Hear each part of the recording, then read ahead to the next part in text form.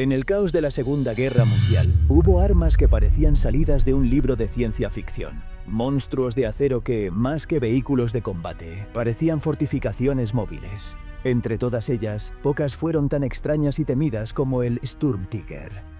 Este coloso alemán no solo destacaba por su tamaño, sino por la brutalidad de su armamento, capaz de reducir a escombros un edificio de varios pisos de un solo disparo. Pero su historia, lejos de ser solo una leyenda mecánica, está teñida de decisiones desesperadas, una producción limitada y un destino tan oscuro como su propio origen. Para entender el nacimiento del Sturmtiger, debemos retroceder al año 1943. El ejército alemán, que había gozado de victorias rápidas al inicio de la guerra, comenzaba a sufrir un desgaste brutal en todos los frentes. El conflicto en el este contra la Unión Soviética se había convertido en una pesadilla de desgaste, con combates urbanos que exigían armas capaces de abrirse paso a través de muros, fortificaciones improvisadas y defensas de hormigón.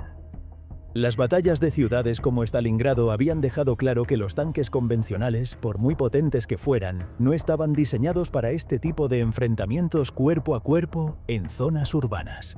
En este contexto, surgió la idea de un arma especializada para asaltos urbanos, un vehículo blindado capaz de soportar fuego pesado y al mismo tiempo lanzar proyectiles que pudieran derribar fortificaciones enteras. La base elegida fue el Tiger I, uno de los tanques más temidos de la época por su blindaje y potencia de fuego. Sin embargo, el Sturmtiger no era simplemente un Tiger modificado. Era prácticamente un arma nueva montada sobre un chasis probado. La modificación más impresionante y aterradora era su cañón. En lugar de un cañón convencional de tanque, se le instaló un mortero naval de 380 milímetros adaptado para uso terrestre, capaz de disparar proyectiles cohete. Estas municiones, que pesaban alrededor de 350 kilogramos cada una, eran auténticas bombas volantes. Con un alcance máximo de unos 5 kilómetros, podían destruir un búnker o un edificio fortificado con un solo impacto. Para ponerlo en perspectiva, el proyectil del Sturmtiger era más de 10 veces más pesado que la munición de un tanque medio como el Panzer IV. Sin embargo, este poder devastador venía con grandes desventajas. El Sturmtiger solo podía llevar 14 proyectiles debido a su enorme tamaño y peso, y cada disparo requería una preparación cuidadosa. El proceso de recarga era lento y complicado. Se necesitaba una grúa montada en la parte trasera del vehículo para introducir cada proyectil en la recámara. Esto lo hacía vulnerable si quedaba expuesto sin apoyo de infantería o de otros vehículos. El blindaje del Sturmtiger era formidable incluso para los estándares de la época. En el frontal alcanzaba hasta 150 milímetros de acero inclinado, lo que le permitía resistir la mayoría de los cañones aliados a larga distancia. Sin embargo, su peso, superior a las 65 toneladas, lo convertía en un vehículo lento y poco maniobrable, especialmente en terrenos embarrados o urbanos llenos de escombros. El motor Maybach de 700 caballos de fuerza era potente, pero se veía exigido al máximo para mover semejante masa de acero. La producción del Sturmtiger fue extremadamente limitada. Solo se fabricaron 18 unidades entre agosto de 1944 y enero de 1945. Esto se debió a varios factores: la complejidad de su construcción, la escasez de materiales y la situación desesperada de Alemania en los últimos años de la guerra. Cada unidad se construía a partir de un Tiger I dañado que era enviado a la fábrica para ser reconvertido, lo que implicaba un trabajo minucioso y costoso. La primera aparición del Sturmtiger en combate se produjo durante el levantamiento de Varsovia en agosto de 1944. Allí, las fuerzas alemanas lo emplearon para destruir edificios donde los insurgentes polacos habían establecido posiciones fortificadas. Los relatos de los testigos son escalofriantes. Un solo disparo podía reducir a polvo una manzana entera, causando una destrucción masiva y un número de víctimas altísimo. Sin embargo, en un entorno tan hostil, con ataques constantes desde callejones y ventanas, el Sturmtiger dependía totalmente de una cobertura constante de tropas de infantería. Su segunda gran intervención tuvo lugar durante la Batalla de las Ardenas, en diciembre de 1944. Allí, los Sturmtiger participaron en ataques contra posiciones estadounidenses fortificadas, aunque su impacto fue limitado por la naturaleza móvil de la ofensiva.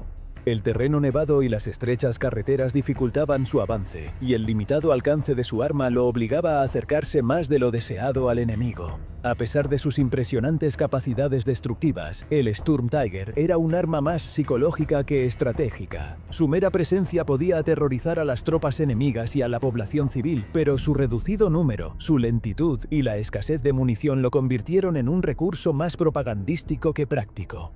El alto mando alemán, sin embargo, esperaba que pudiera ser un arma decisiva para romper defensas en ciudades clave. El final del Sturm Tiger llegó con el colapso general del Tercer Reich en 1945. Muchas de las unidades fueron destruidas por sus propias tripulaciones para evitar que cayeran en manos enemigas, mientras que otras fueron capturadas intactas por las fuerzas aliadas, que quedaron impresionadas por el tamaño y el diseño de su armamento. Hoy en día, apenas quedan unas pocas unidades preservadas en museos, donde todavía imponen respeto por su tamaño y la amenaza que representaban. A simple vista, cualquiera podría pensar que el Sturm Tiger era invencible. Blindaje pesado, un cañón capaz de arrasar búnkeres y la temida reputación de estar montado sobre la plataforma de un Tiger Eye. Pero detrás de esa apariencia de fortaleza móvil se escondían problemas mecánicos, tácticos y logísticos que, en muchos casos, convirtieron a esta bestia en una trampa mortal para sus propias tripulaciones. Uno de los mayores desafíos era su peso. Con más de 65 toneladas, el Sturm Tiger exigía una infraestructura que en los últimos años de la guerra a Alemania simplemente ya no podía garantizar. Muchos puentes, especialmente en zonas rurales del frente oriental, no podían soportar su masa, obligándolo a buscar rutas alternativas que lo exponían al fuego enemigo. En zonas urbanas, el problema era aún mayor. Escombros, cráteres y calles estrechas dificultaban la maniobra, y no eran pocos los casos en los que quedaba atrapado o bloqueado en una intersección. Otro problema crítico era la movilidad. Su motor Maybach HL230 P45, de 12 cilindros en P y 700 caballos de fuerza, estaba diseñado para el Tiger Eye, pero mover el peso extra del Sturm Tiger reducía su vida útil y aumentaba la probabilidad de averías. A máxima velocidad en carretera apenas alcanzaba los 40 km por hora y en terreno accidentado esa cifra caía drásticamente. En combate urbano, donde la rapidez para reposicionarse podía significar la diferencia entre vivir o morir, esta lentitud resultaba peligrosa. El arma principal, un mortero de asalto de 380 milímetros adaptado de la Marina, era tan poderosa como compleja de manejar. La munición propulsada por cohete generaba un retroceso y una onda expansiva tan intensos que obligaban a las tripulaciones a tomar precauciones para no dañar los sistemas internos o incluso lesionarse. Los proyectiles, que podían superar los 350 kilogramos, no solo eran difíciles de cargar, también eran un riesgo constante. Un impacto directo en la parte trasera del vehículo, donde se almacenaban, podía significar una explosión catastrófica que no dejaba supervivientes. Para intentar mitigar este riesgo, el Sturm Tiger contaba con un sistema de carga interno y una grúa exterior que permitía mover cada proyectil desde el suelo hasta la recámara. Pero este proceso podía tardar varios minutos, durante los cuales el vehículo quedaba prácticamente indefenso.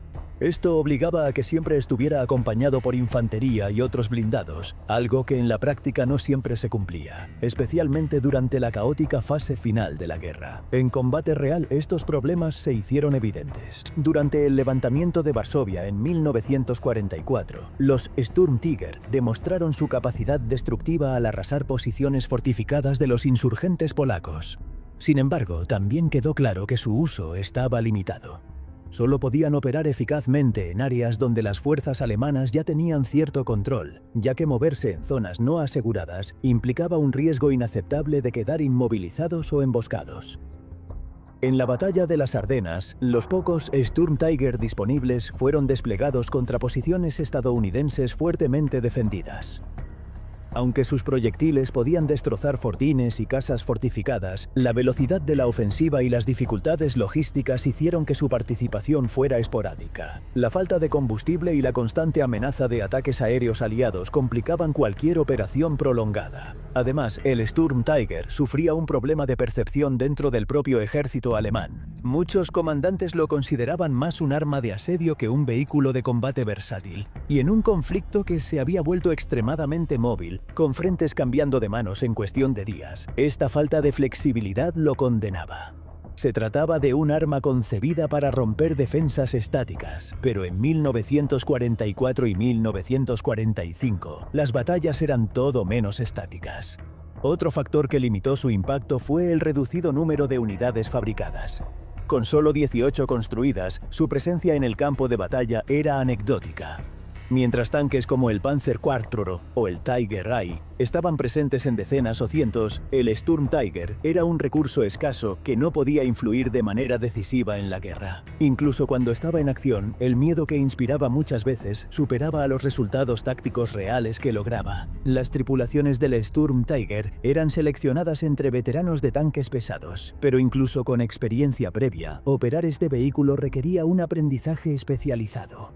La manipulación de los proyectiles, el cálculo de tiro y el mantenimiento del mortero eran tareas complejas que no permitían errores. Cualquier fallo podía costar la vida de toda la tripulación. No fueron pocos los casos en los que problemas mecánicos o accidentes internos provocaron la pérdida del vehículo sin que el enemigo disparara un solo tiro. A pesar de todo, el Sturm Tiger dejó huella en la memoria de quienes lo vieron en combate. Los soldados aliados que se toparon con él lo describían como un monstruo mecánico. Un enemigo tan extraño que parecía más una pieza experimental que un arma de uso regular. En algunos casos, la simple aparición de un Sturm Tiger bastaba para que las fuerzas enemigas replantearan su posición, temiendo el impacto devastador de sus proyectiles. Pero el destino del Sturm Tiger estaba sellado. En los últimos meses de la guerra, la escasez de recursos, la falta de combustible y la superioridad aérea aliada hicieron casi imposible su operación. Muchos fueron abandonados por sus tripulaciones después de destruir piezas clave para evitar su captura. Otros fueron tomados intactos por los aliados, que se sorprendieron al descubrir un diseño tan inusual y tan diferente de cualquier otro vehículo de la época. En los años posteriores al conflicto, los Sturm Tiger sobrevivientes se convirtieron en piezas de museo. Hoy, solo unas pocas unidades se conservan, principalmente en Alemania y Rusia, y continúan fascinando a historiadores y entusiastas de la historia militar. Su legado no está tanto en las batallas que libró, sino en lo que representó. Un intento desesperado de crear un arma capaz de revertir la marea de la guerra a través de pura potencia de fuego.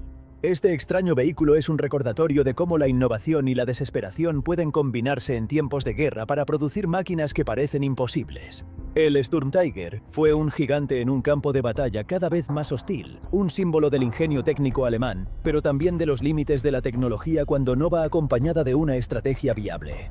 En la última etapa de su historia operativa, el Sturm Tiger se convirtió más en un símbolo que en un recurso táctico real. Aunque su armamento podía devastar cualquier edificio, la situación del Tercer Reich en 1945 lo condenó a actuar en un escenario de pura supervivencia. Los comandantes lo empleaban no tanto para romper líneas enemigas, como para destruir posiciones críticas antes de una inevitable retirada. Un ejemplo revelador ocurrió durante la defensa de Colonia, en marzo de 1945. Un Sturm Tiger fue desplegado para destruir un puente que las fuerzas aliadas planeaban utilizar para cruzar el Rin. El disparo fue efectivo.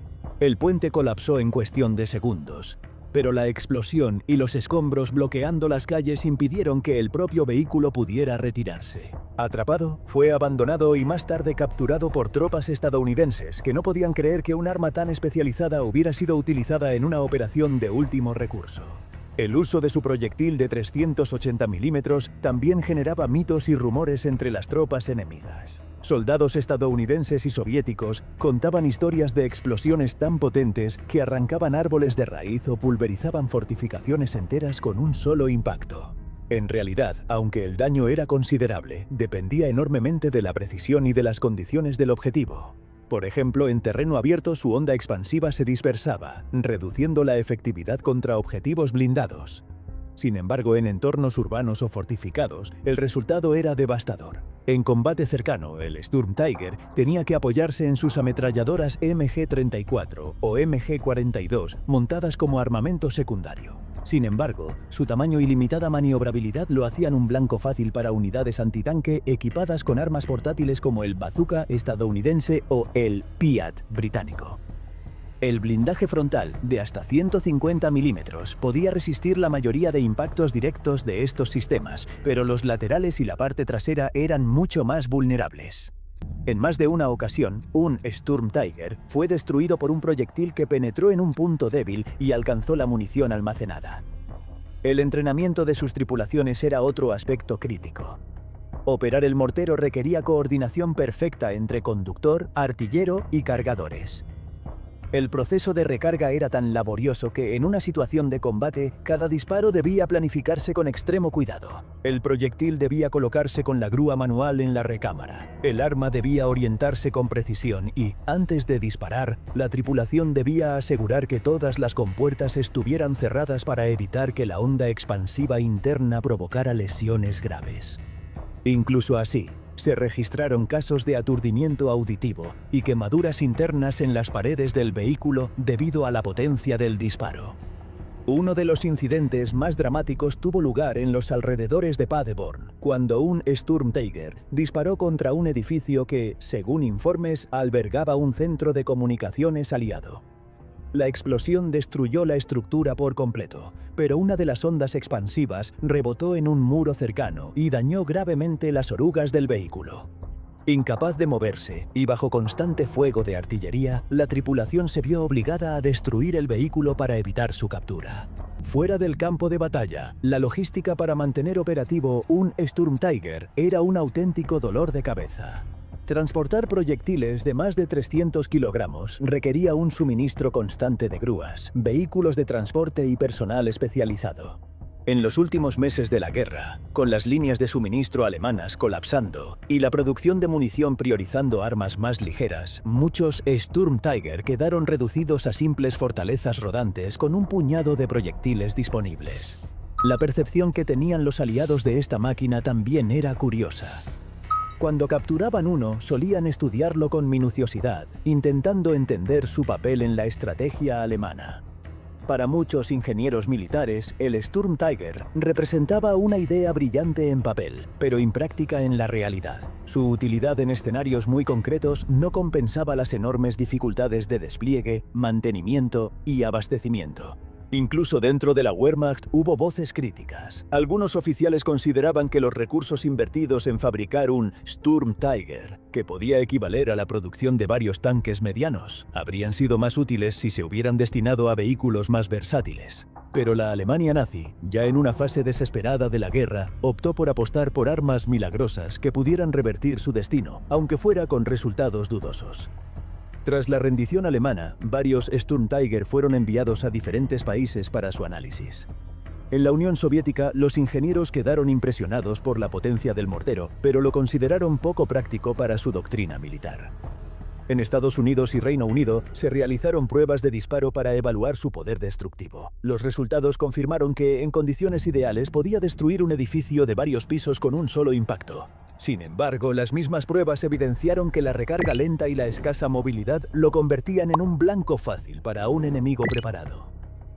Hoy en día, solo sobreviven unos pocos ejemplares, expuestos en museos como el de Münster, en Alemania, y el de Kubinka, en Rusia. Verlos en persona impresiona por sus dimensiones, su blindaje macizo y la enorme boca del cañón que domina el frontal. Pero también sirven como recordatorio de que incluso las armas más formidables tienen limitaciones insalvables si no se utilizan en el contexto adecuado. La historia del Sturmtiger es, en última instancia, la de una máquina nacida de la necesidad y la desesperación. Fue concebida para asaltar posiciones fortificadas durante un periodo en el que Alemania aún tenía la iniciativa, pero entró en servicio cuando las tornas ya habían cambiado. El enemigo contaba con superioridad aérea, una producción masiva de armas y un dominio absoluto de la logística. En ese escenario, el Sturmtiger no podía cumplir el papel para el que había sido diseñado. Sin embargo, su existencia dejó huella en el imaginario bélico. Para los alemanes, simbolizaba la fuerza bruta y la ingeniería avanzada de su industria armamentística. Para los aliados, era una rareza intimidante, un recordatorio de que siempre podían aparecer sorpresas en el campo de batalla. Y para los historiadores es un ejemplo perfecto de cómo la innovación militar no siempre se traduce en efectividad real. En retrospectiva, el Sturmtiger es un recordatorio de que, en la guerra, la estrategia, la logística y el contexto táctico son tan importantes como la potencia de fuego. Su legado vive en las páginas de la historia militar, no tanto por las victorias que consiguió, sino por lo que representa. El intento de ganar una guerra perdida a través de una máquina que, aunque impresionante, llegó demasiado tarde para cambiar el rumbo de los acontecimientos.